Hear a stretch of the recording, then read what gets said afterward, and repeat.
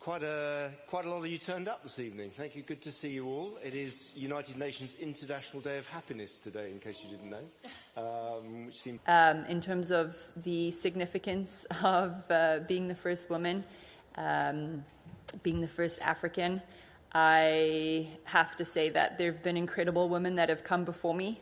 One of them sitting in the room today, which I might get a little emotional about, with Anita DeFrantz, a huge inspiration to me and to many women. And I was just really proud that I could make her proud. She was the first woman to run for this position. And like I said, she inspired me. She's been a huge mentor of mine since I came into the movement in 2013.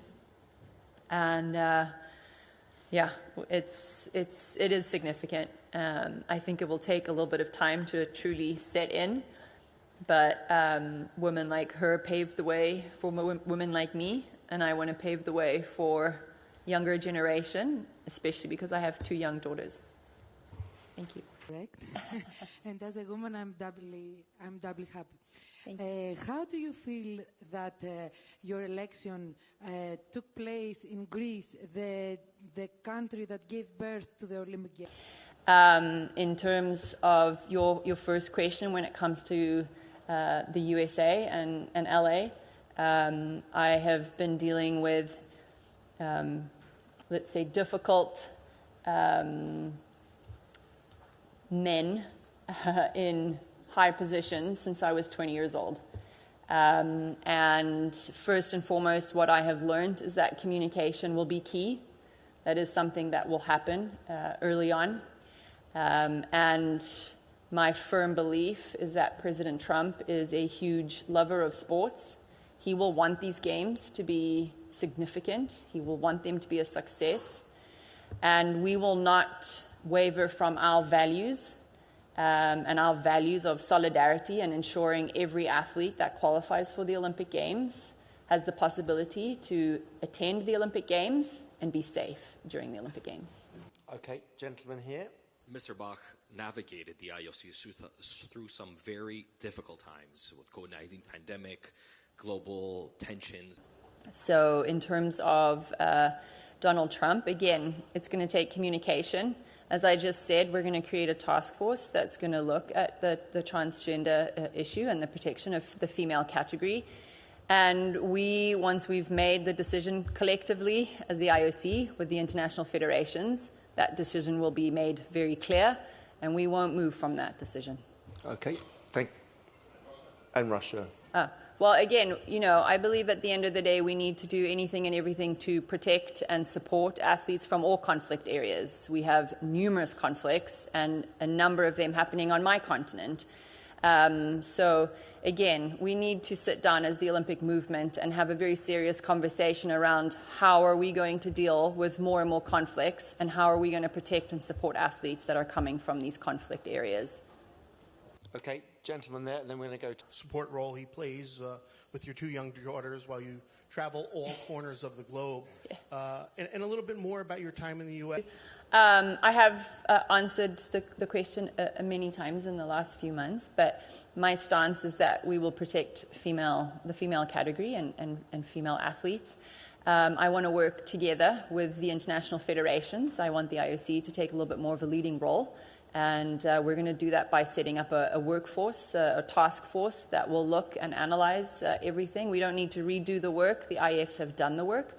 But we are going to bring everyone together, sit down, and have a little bit more unity in the discussion.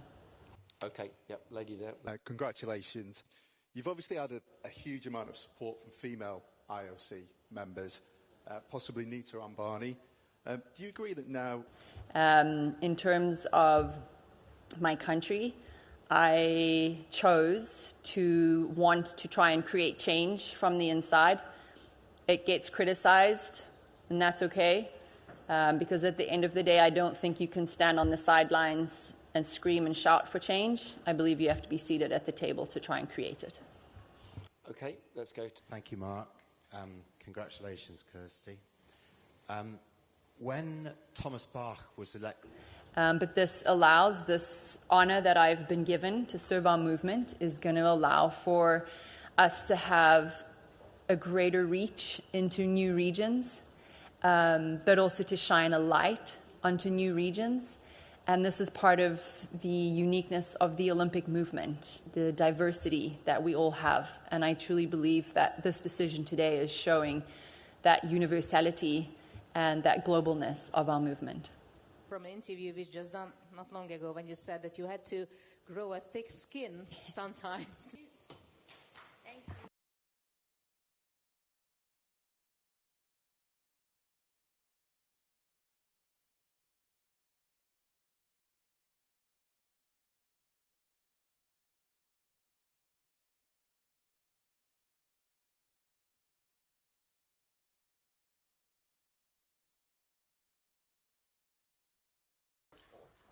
There's never been a sitting president that has attended the Super Bowl. Well, like you said, we need to sit down and analyze what we feel are the top priorities. There's a lot of different challenges, and as you mentioned, President Bach has faced many of those. I would like to say that over these last 6 months, I've realized how strong the experiences and the knowledge of our IOC membership is. And I've never been successful as an individual. I've only ever been successful as a team. And I'm going to look at leaning on our membership to ensure that we're making good decisions for the movement. Well, what we need to do is sit down. You know that the International Federation... You know what, at the end of the day, President Trump is a huge supporter of sport. There's never been a sitting president that has attended the Super Bowl, and he did. He was the president at the time when LA was awarded and when the FIFA World Cup was awarded.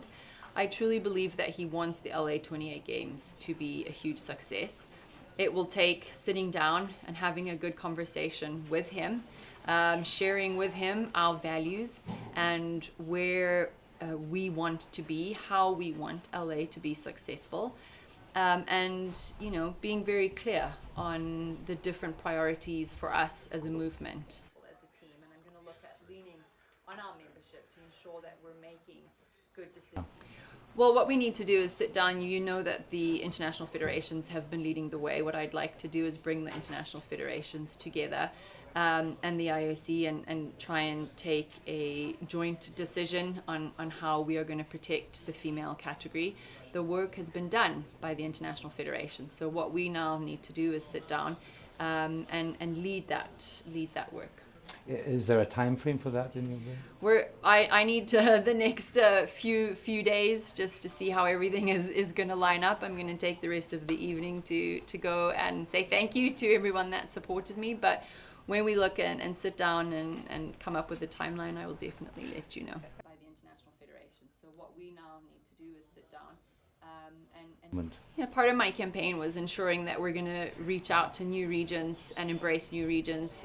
My continent alone in the next 2 years will have 500 million people under the age of 35. So how are we going to get access to these incredible young talented people?